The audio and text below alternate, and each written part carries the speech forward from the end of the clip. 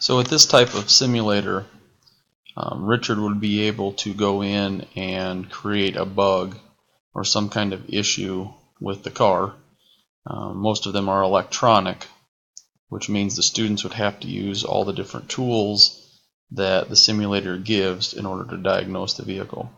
So Richard can write a work order, explains what the customer issue is, and then as the student does tests, it populates them into these boxes, and then they have to fill these boxes in when they're done, when they think they figured it out.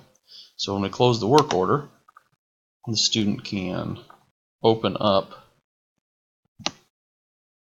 this side box here, and they can pull things out like the instrument cluster, or they can start the car. This is a no start condition, so the car won't start. So they can pull out more diagnostic tools, like the scan tool. They identify the vehicle.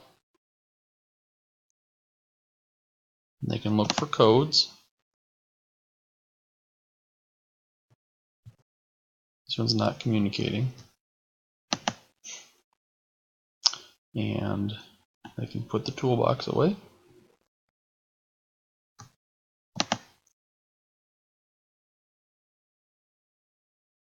We can look and see if anything was added to the work order or the invoice. And you can see just hooking up the scan tool, they got charged. So obviously the student doesn't want to do any diagnostics, it's unnecessary. And Richard can monitor the students as they're doing this as well online.